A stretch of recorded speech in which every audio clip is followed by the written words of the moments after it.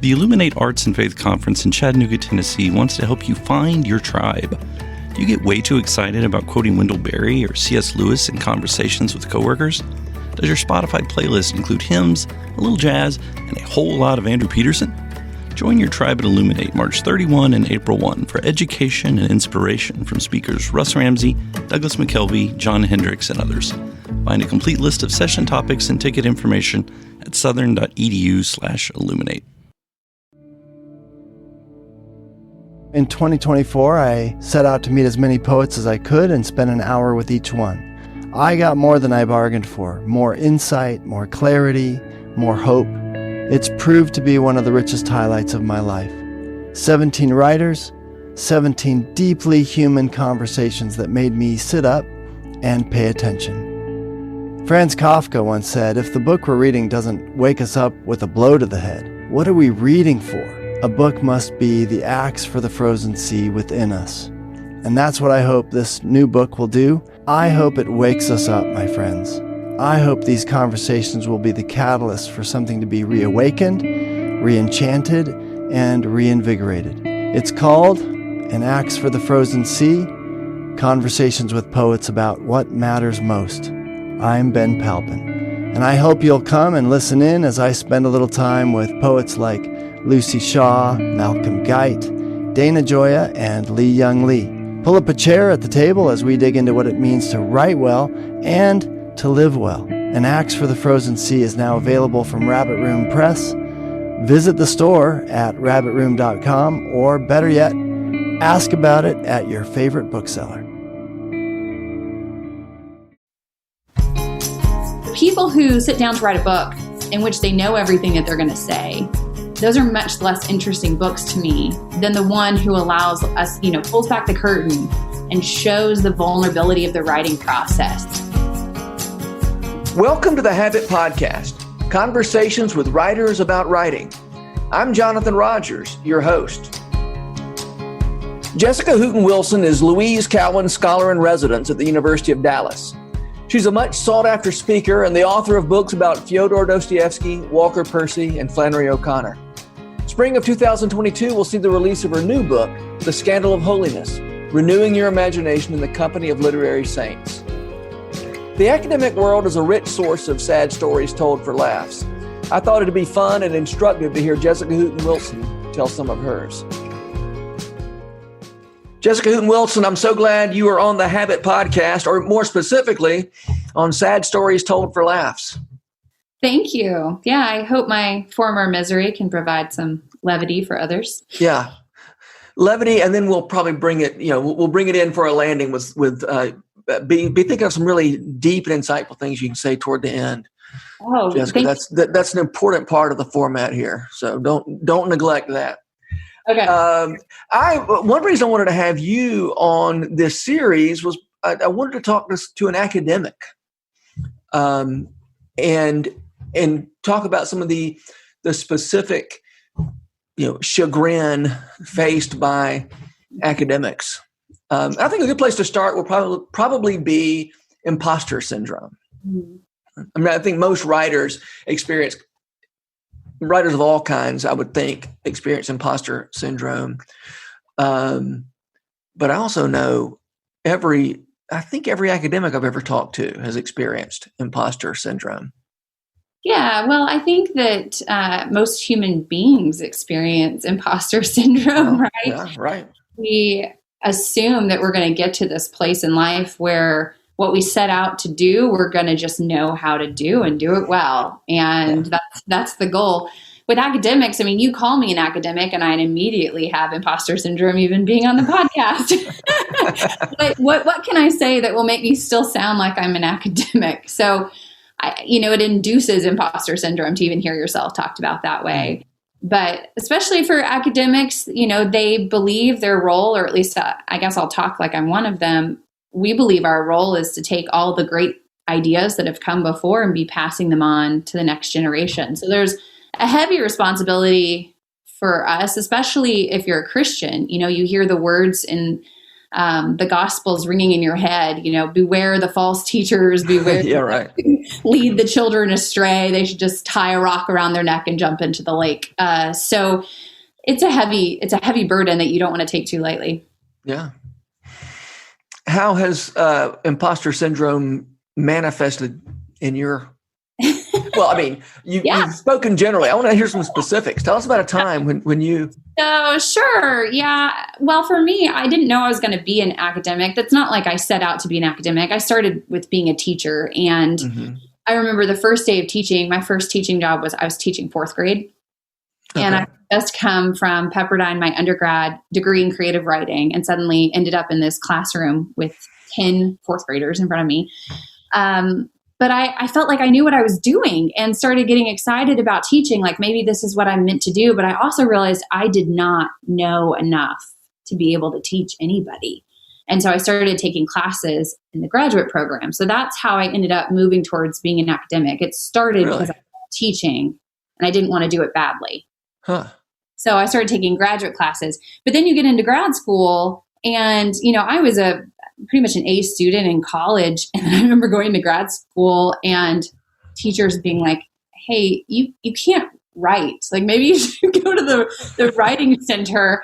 And for someone with a writing major, like that was humiliating to realize, wow, there's just so much about writing I didn't know how to do, but I'd always written better than many of my peers, but it's a whole nother bracket, right? When you get into grad school, you just go up a level in your writing and there's more expected of you. And I think it's the same for any writer, when you write for different forums or you write for different audiences and suddenly what was worthy in one setting isn't worthy in another. Realize like you have to have the humility to be like, oh, I can't write like you're wanting me to write. More specifically, if I think about classes where I realized I didn't know what I was doing, aside from not knowing how to write well, I'll tell you one of my most humiliating ones. Do you know Ralph Wood? Yeah. Okay, so Ralph Wood was my mentor when I was in grad school. And anybody who knows Ralph, he always jokes that on the Myers-Briggs, he gets the MFSOB award. So that's letters. And so he's a pretty harsh personality. Yeah. Going under him is like going through boot camp. And my first semester with him, we were in this independent study. So it was just me and him. I thought there's no way you can't pass an independent study. And I was incredibly wrong. I turned in a paper and he emailed me and said, maybe grad school is not your thing. Maybe you shouldn't get a doctorate. Maybe you need to try a different route, go back to teaching elementary school. Incredibly real with me.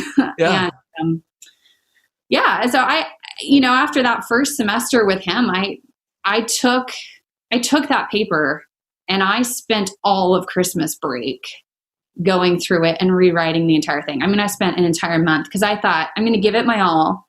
Yeah.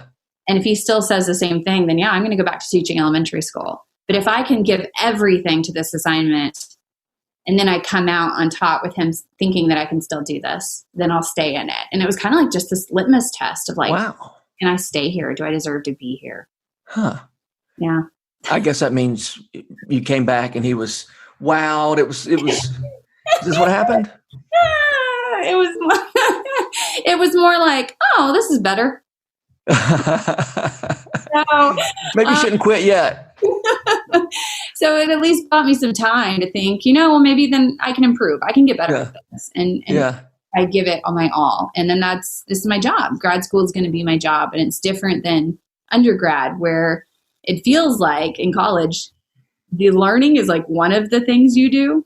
Right? I know it's supposed to be the whole, but realistically, there's so many other things you do in college. The academics is just like one part of it.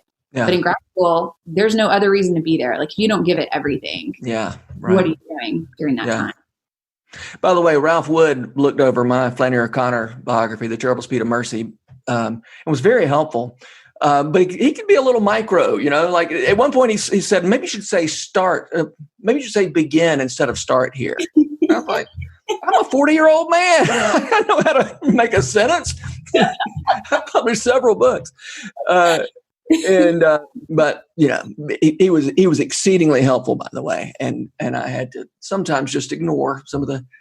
Oh, well, I mean, you have to have rhinoceros skin to work with Ralph. I mean, I got to my dissertation with Ralph, and this was May. I was supposed to graduate in May. So it was 2 weeks before I was supposed to graduate, and he had been on leave for part of it. So I just handed him my whole dissertation, expecting he was going to approve it and move on. And instead, he read all over the first 50 pages of 200 maybe, and in block letters wrote SHIT. And he said, I will not sign my names to this at all. You can't graduate. And this was a month before graduation. And so, of course, then I went to the graduation. I went to friends and I was crying and blah, how am I going to do this? I already had a job lined up, tenure track, blah, blah, blah. And so I had to redo it the whole summer to graduate in August. I had to redo my entire dissertation again, a second time. I mean, he definitely puts you through the ringer. And when I finally graduated, Ralph showed up at the graduation ceremony and said, I'm so glad you didn't finish me off with a shotgun. So he knew he was rough. He knew he was hard. Yeah. Was your dissertation better? It was. Yeah. I mean, it really was boot camp to go through it with Ralph. I would not be where I am today had I not worked with Ralph. So it was worth it in the end. Lots of tears, lots of him making me feel like I was never going to get through this. But at the same time, there's nowhere else I wanted to be. This is what I wanted to be learning how to do, was to communicate these ideas, to think deeply, and to write well. Mm-hmm. Yeah. Wow. Okay. So I guess you did struggle with some imposter syndrome. Yeah. Well, and I'm an external processor. So I also opened my mouth so many times throughout semesters only to realize I had said something that was completely wrong or just completely off the mark. And I envied those people who were introverts who could just sit there and then at the right opportune moment say something brilliant. Yeah, right. Whereas I'm just like, I will just keep spitting and maybe there's a gem in the middle of this rambling that I'm doing. Yeah. Is that still true? You still think that's the way you do in professional settings? Well, professional, they give you the opportunity usually to write down your talk ahead of time. Sure. So for the most part, I can usually save myself in professional settings by thinking over things. Mm-hmm. But if I'm in a seminar, one of the joys of being in a seminar with students is they kind of mine through what you're saying. They take it that you're probably going to say something worthwhile, especially because they spend a whole semester with you, or the best students spend years taking your classes. Yeah. They know that the jewels are coming. Mm-hmm. In grad school, they were probably fewer and far more. Yeah, right. By the way, is that how you write? I mean, do you write that way too? Sort of write down whatever comes and then sift through to see what's true? And 100%. Yes. I actually tell students to do that all the time. Mm-hmm. And I don't know if I got this metaphor for somewhere else because I've been using it for so long, it feels like it's mine. I have no idea. But I used to tell students, just spit your dirt and water at me. We'll mix it together and make just mud. And it'll just look like, what have I written? It's nothing but mud, And then I tell them, then we'll take it and we'll shape it. We'll put it on the potter's wheel. We'll spin it out. But that's a process. That's how I go through. I just spit everything out first. Yeah. That's what I tell people to do, but I don't do that very well. Oh, you plan it all? I mean, I don't, I tend not to get this, to write the sentence down until until it says something close to what I wanted to say. And although I tell people to do it I think it's wiser to do it a different way, but you fall into habits, and that's the habit I've fallen into. Well, and you talk about imposter syndrome. I mean, if I did that, the blank page would probably censor me just, because I would feel like anything I had to put out there would have to be the level of Flannery O'Connor or the level of Ralph Wood. And I know that my first thoughts are not at that far each time. So, yeah. Speaking of imposter syndrome, my dissertation director, a woman named Margaret Duty, she was my original one. After I had came in, moaning for the umpteenth time, she says, she said, you've got to stop making these imaginary tragedies. And so that, that phrase, imaginary tragedies, has made it into our daily, almost daily, conversation around here. Oh, that's fantastic. I love that. Yeah. I feel like I had real tragedies with Ralph, though. Yeah, right. By the way, real quick, what was your dissertation about? I think you've told me, but I forgot. Well, it turned into the book, Giving the Devil His Due. That's my dissertation. Even though they said, please don't mention the word dissertation anywhere, or we can't sell this book. But but it was Flannery O'Connor and Dostoevsky. Uh-huh. Okay, so that was just your dissertation. Yeah. It's too late now, right? I mean, and then published, it's out there. Yeah, Ralph wanted to make it into Walker Percy and Dostoevsky, and I wanted to get my job that I had tenure track, position during the recession. And so I went ahead and did that. And then the next year wrote Walker Percy and Dostoevsky. So my second book, people always ask, like, why didn't you take these 200-page books and like make one? Well, for the sake of time. Yeah. So, yeah. I was talking to Andy Osinga in an episode of Sad Stories Told for Laughs that I don't know when this is going to run, but it was the week you and I are talking is when this episode runs. And we were talking about this idea that for the performer, he's a singer-songwriter, and this is true for a writer, for a performer. You've got to put all of it's not going to work if you don't put all of yourself out there. And yet, it's not going to work if you don't put your whole self out there. It might not work even if you do put your whole self out there. And then for the performers, they're out there, giving it their all for people, and the audience doesn't. I mean, by definition, is not required. They're required to pay $15 to buy their ticket and spend a couple of hours. But it's not the audience's fault. It's just, it's the way the world works. And I've been wondering sometimes since then, since I knew you were coming up, I've thought a little bit about how that applies in a teaching setting. You as a teacher, you're called upon to put a lot of yourself out there, and the students, probably to a lesser extent. I mean, I would say to a lesser extent. If nothing else, is because the students are taking 4, 5, 6 classes, and you're teaching one subject, and they have to also be invested in physics and all these other things. You got anything to say about that? Any thoughts on?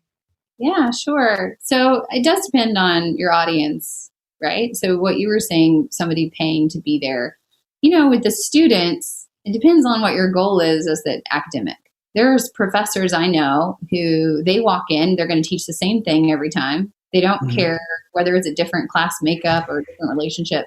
So the way that I teach is not that. I don't go in and just rehash what I've said before. I'm not just a talking head that somebody paid tuition for. I want to know how they've responded to the text, which is a much more riskier venture, because the class conversation can take off in any direction if it depends on who's in the room with you. And you have to be ready to go any direction, right? And you have to ask questions that you're not going to know the answer to. And that's going to be a risky venture.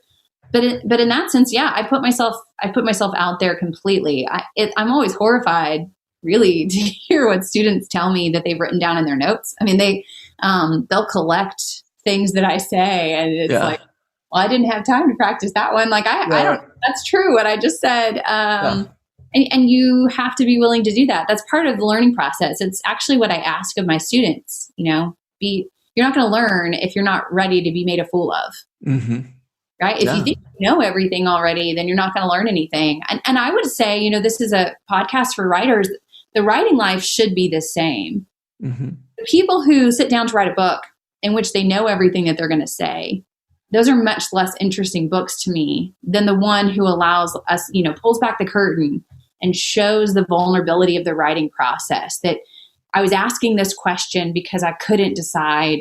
I'm trying to think of an issue, but I couldn't understand a problem. And so I'm working through it, showing both sides, showing how it really related to me in my life, and then maybe coming up with some solutions, or maybe not. Maybe this just showing the process. But I think the best teaching does that as well, is takes that risk. Yeah. Yeah, I agree.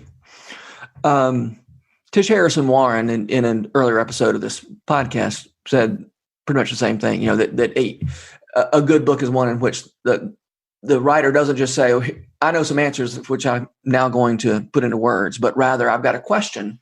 And, her question in Prayer in the Night was, if I can't be sure God is going to, make everything okay for me, right, how do I trust God? And that wasn't a rhetorical question that she knew the answer to. Right? Yeah. I love that book. I love Tish. Isn't that a great book? Yeah. And that's a really good example of the kind of risk that you have to take, because she's just working through something that's personal and that matters. Yeah. That she doesn't have all the answers for. And I think it's even riskier for her probably being a priest than being a teacher, because there's expectations that you know the answer. But I would say the same thing for teaching along the same lines. Like, hey, I'm taking this class you're doing in literature. Don't you know everything about this book? I mean, haven't you figured it all out by now? Yeah. But you're like, oh, I'm not Dostoevsky. I can't tell you everything that he was thinking, and I don't think he knew everything. I think that's why it's still a good book. Sure. Yeah. Well,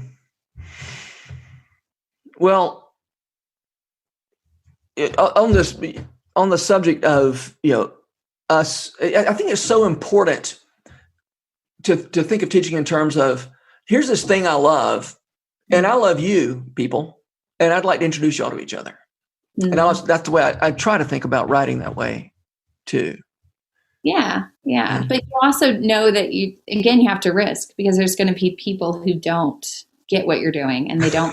and I will say, you're talking about talking to students, writing for students. That's a completely different game than writing for academics. Uh-huh. I absolutely hate writing for academics, and I'm not a huge fan of even going to academic conferences because of the different kind of audience. It's not about love. I don't want to harp too much on academics. That's not what this is for. But if you're approaching a book without that level of love, mm-hmm. and you're looking for faults, and you're looking for the formatting to be wrong, or the citations to be wrong, or a hole in the argument, you're going to find what you're looking for. Yeah. But if you approach it like somebody's trying to share what they love with me, then you're probably going to approach it with love. There's going to be a greater outcome there. It's going to bear a lot more fruit. Yeah. So I prefer talking to students than I do other academics most mm-hmm. of the time. Yeah. This is a slight change of subjects. Now I want to talk about my humiliations as a teacher, which maybe perhaps will open some humiliations up for you for the delectation of the audience. I had at one of the schools I taught, not the most recent school that I've been teaching at, but a previous school that shall remain nameless. One of my students, I don't get on Twitter very often, but I got, a student tweeted something at me, nice, pleasant, whatever. It was just like, hey, Dr. Rogers, wouldn't you like to see this? Probably a picture of an alligator. I don't know. And so I started looking at his friends, one of whom was one of my students. And a student in the same class. And she had tweeted that day, just sitting here in class while my professor drones on about a bird. And we've been talking about, I think the Emily Dickinson poem about the robin who comes down the walk and eats the wormhole. And it was just so shocking, because I thought, I was up there, hey everybody, this is an amazing poem, and I was just, I just thought that was so wonderful and fun, and aren't these students lucky that they get to hear me talk about this bird? It hurt my feelings. It was one of those moments where I didn't have the words for it at the time, but it's what we were talking about earlier. You're out here putting your loves out there, and then there's somebody in the back row just saying, "Will this guy ever shut up?" When I started teaching literature, I thought, "Oh, this is gonna be so fun to help people love what I love." Mhm. And I had to quit teaching King Lear, for instance, because I could never make anybody love King Lear like I did. And it just hurt too much, you know? Yeah. I mean, I'd love to say that I was just, I'm just such a good teacher that that's not the case. And it's really hard, those students, especially, that you just can't get on board. I remember I was teaching Marie de France, her lays. I don't know if you've read these. I don't know. Oh, Jonathan, you would love those. Like, Really? write that down. Yeah, they're so good. What is it? 12th century. I'm not a medievalist. And I think it's 12th century. I haven't taught them in a little while, but they're these little lays, these little French poems, old French. And they tell stories about courtly love, but they're kind of mocking the tradition. Mm-hmm.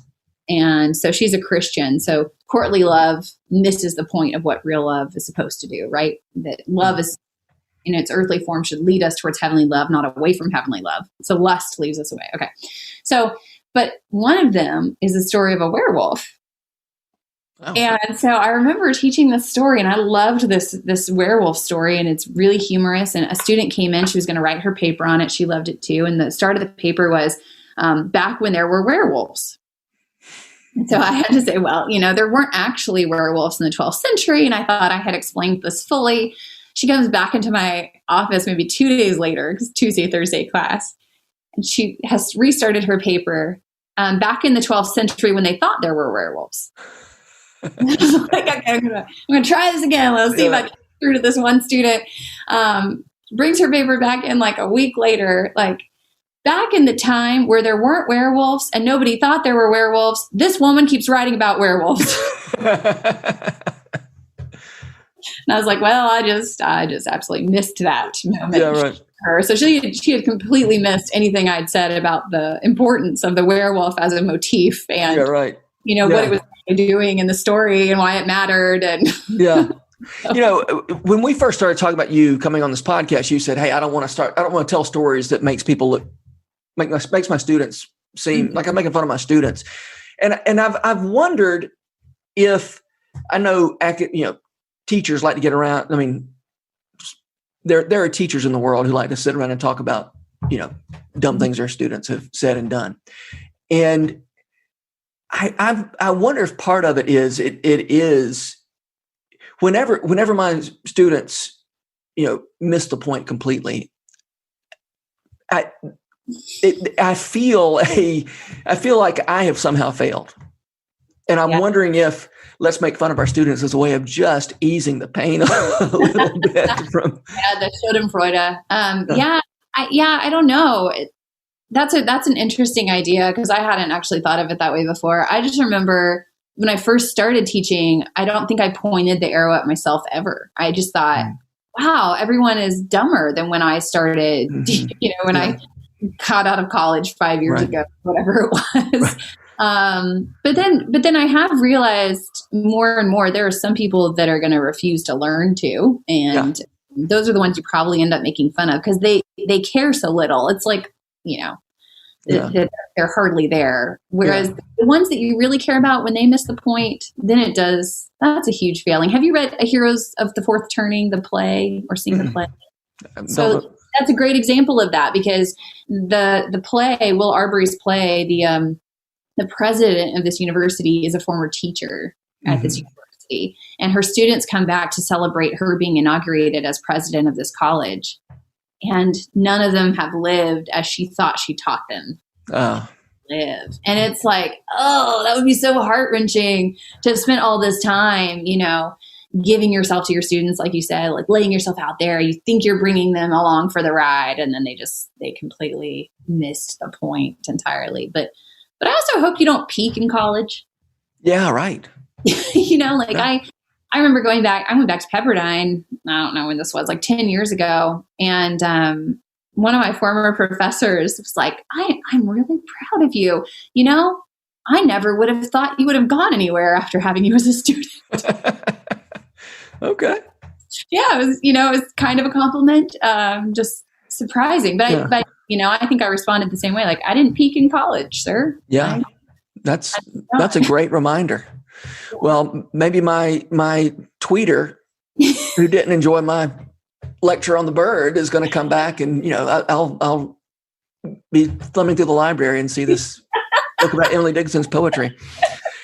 That same student, this was a world lit class, wrote her on the final exam, wrote about Donkey Odie. If you had opened the book one time this semester, you would know that I realize Don Quixote is hard to spell, but but you would know it wasn't a donkey named Odie. Oh, you have to keep those. I mean, yeah. But anyway, like I said, I think it was the same. And this many years on, it has become the same. If it wasn't the same student then, it has become the same student. Well, and I wonder how many stories, though, that professors tell about me. Yeah. The moments in my education where I know I said things, they would just look at me like, have you been here the last hour? I don't know, David Lyle Jeffrey, someone you know as well. He was another professor I had in grad school, and I love him. If you don't know him, he's fantastic. He's from Canada, and he has like a Scottish accent, which I can't do. And he wears these giant belt buckles because he used to work on a ranch, and kind of looks like a little John Wayne-ish, but he's a professor and speaks like 10 languages. So very intimidating, tall guy. And he used to come into class and, put his boots up on the table and start doing theology and literature with us. And every week he would assign Bible reading to go with the literature assignment. And I was just overwhelmed. Like you said, tons of classes. You have all these other things to do. And so I neglected the Bible reading every week. Okay. And I remember one time in class, he just called me on it in the middle of class. I was espousing what I thought was brilliant, thoughts on the literature. And he's like, but do you remember what we just read in the Bible? And I thought, I didn't do the Bible reading. And so then he just winks at me, why not? And I was like, well, because I've read the Bible before. And he said, yeah, well, that was the point of the Bible, to read it one time and never again. And I thought, it was this moment where I just wanted to bury myself under the table. Like, here I am getting a PhD in theology, and I just said, I didn't read the Bible because I'd already read it before. Yeah, right. What's the point? Yeah. Yeah. And by the way, you probably wouldn't say, I already read Hamlet once. No. No, I think that's why it's so humiliating. I remember I had an academic moment where a student told me they weren't going to read Hamlet when I taught it because they'd already read it, or maybe they'd already watched the movie in high school. I can't even remember. But they'd already seen Mel Gibson. There was no reason to it was me. Yeah, right. And you also bring up the point, you accidentally brought up the point that, I do think there is a phenomenon, among homeschool, classical school students, that they're reading things, you read Gilgamesh in, 6th grade, you're not really reading Gilgamesh yet. Yeah, no, you got to read it several times over before you read something. But that's hard to tell people. They don't, unless you experience it yourself, it's really difficult to tell somebody. It's even like when you recommend a book to someone, you can't just tell them what it was about. They're not going to want to go read the book. You have to read these things to actually get why you're supposed to read them. Yeah. And you have to read them at the right time. Right. I don't, for instance, the moviegoer, I don't really invite people younger than about 30 to read that book. It's, I read it in college and I thought, okay, that's all right. That's a pretty good book. And then I read it again when I was in my 30s. I was like, oh my goodness, what a book. Yeah. Existential angst. You have to experience it. That's right. So you said you think about the professors who heard you say something dumb. I'm more worried about professors who remember me saying something arrogant. Oh man. And I want to come back and say, I didn't peak in college. I've learned that, 19-year-old Jonathan was not all that. Yeah. Well, and so you didn't have imposter syndrome. I didn't have enough. Yeah, in college. I got a good dose of it by the time I got to graduate school, believe me. No, that's right. I think the imposter syndrome is a function of understanding what you're up against. I mean, in part, right? It's not only that, but yeah, if you come to graduate school without imposter syndrome, you're a lunatic. Yeah. Well, and if you come with arrogance, I mean, so I'm more confident than I am suffering from imposter syndrome. But at the same time, you step in with a confidence that is unmerited, and you're going to learn nothing. I mean, that's what I realized too, is I probably look back at my undergrad days and I didn't learn enough during that time. But then I had confidence in certain things in grad school, and people shut that down real quick. They show you all the things you don't know really fast, and in a way that it hurts, but it's good. Yeah. Unearned arrogance, I think, was the phrase Flannery O'Connor used to speak of herself. Did she say to Billy Sessions one time, like, I'm so glad you got a PhD, now you can go be stupid the rest of your life? I think that was the letter that she wrote to Billy. Yeah. I know the feeling. I feel like I can mispronounce words all I want to. If anybody corrects me, I say, "Oh, I'm sorry. Do you have a PhD?"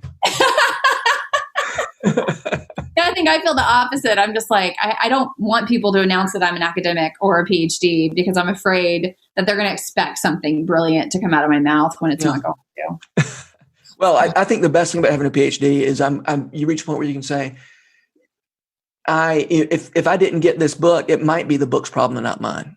Right? I mean, people think, I'm just so dumb I didn't get that book. And I want to say maybe not. I mean, you may not be dumb. It may just be that the book wasn't, or this piece of writing wasn't very well done. I mean, most of the books that make it to get published are pretty good, but you run across things on the internet or little articles and magazines that just aren't that good. Yeah. Yeah. Well, and there's such a proliferation of things too. It's like hard to sift through all the chaff for the wheat. Yeah.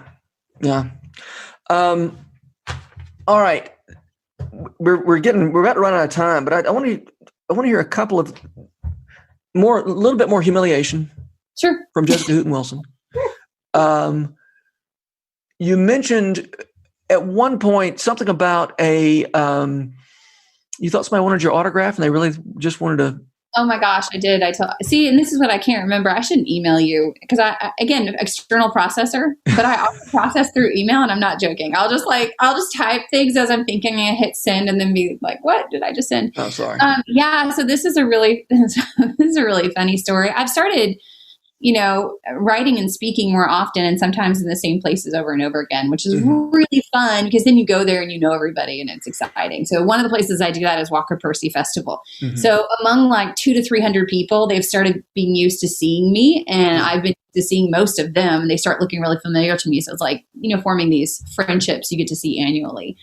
But one year I went and I just kept looking at this guy, and I thought, any minute he's going to come bring me one of my books and he's going to want it signed, because surely, like, I know his face from years before, and he's going to come and like want my autograph. And I just kept waiting for it, and I would see him around. And this was just the first day before all the events had begun. And he just kept not asking for my autograph until the next day when they announced the first speaker at the event, and I realized it was JD Vance, and that he's famous. I'm not actually famous. And that I had gotten his autograph a year before when I had seen him speak in California. So I went up to him afterwards and even told him that story because I was so embarrassed. Oh, you are a verbal processor. I really am. I tell everybody what I'm thinking. I don't hide anything. That was probably even more humiliating to tell him that. Yeah, I really thought you wanted my autograph. Probably didn't even know I wrote a book. Yeah, right. But yeah. Wow. Yeah, that's painful. I'm hurting right now. Well, I've actually heard several of these episodes because I love them so much. I love your podcast. And Sad Stories for Laugh, you had Harrison Scott Key on recently, and he just kept talking about the dream and like no one cares about your dream. And I thought about a time in my life that was very similar to that. I really wanted to study Russian literature. I wanted everyone to like come to me for the Russian lit knowledge, and most people don't, because I don't speak Russian that great. I'm not a Russianist, whatever. I remember in grad school, I was so dedicated to this. I took so many courses in Russian literature. And by the time I got to my fourth one, it was a different professor. And I got a B in the class. And I thought, what in the world? So went to the office of the person and said, like, I have taken so many Russian lit classes. Like, this is what I'm going to do with my life. I'm going to be the Russian lit scholar that everyone talks to. And I remember the professor just looked at me and said, have you ever seen that movie Rudy about the football player that a challenge disability? And you're kind of like that. You really want this, but you just don't have what it takes. Good grief. That. And I thought, no one else cares about your dream. That was one of those moments for me that I either had to really care about what I was doing and not worry about if anybody else cared about my dream. I knew it was mine. Yeah. Well, when I wrote the Flannery O'Connor bio, every time I had to get out of the habit of every day when I sat down thinking about all the people who knew more about her than I did. Yeah. And it wasn't a short list, by the way. It was a long list. And that was just the people I knew who knew more than I did. Yeah. Well, that's what I've loved about your podcast is it introduces you to this world of people who all realized they had a different way of seeing something. Like they were able to tell a story. Like even if everyone that you've had on your podcast was all in the same room, experiencing the same moment in the same setting, they're bringing something else to the experience that they get to write about. Yeah. And I've loved that. Like I've loved imagining all the different people you've had on your episodes and how they would all write the same scene in a different way or the same story in a different way. And I think that's the beautiful art of writing is it's not about who knows the most or who has the PhD or anything. It's about how you've been created to respond to that moment in time. Yeah. Great. Well, Jessica Hooten Wilson, thank you so much. This has been so much fun. And let's talk again soon. That sounds good. Thanks, Jonathan. This podcast is brought to you by The Rabbit Room, where art nourishes community and community nourishes art. And all our podcasts are made possible by the generous support of our members. To learn more about us, visit rabbitroom.com. And to become a member, rabbitroom.com/donate. Special thanks as well to Taylor Linhart for letting us use her song Diamonds as the theme music for Season 3 of the Habit Podcast. You can learn more about Taylor and follow her work at taylorlinhart.com. The Habit membership is a library of resources for writers by me, Jonathan Rogers. More importantly, The Habit is a hub of community where like-minded writers gather to discuss their work and give each other a little more courage. Find out more at thehabit.co.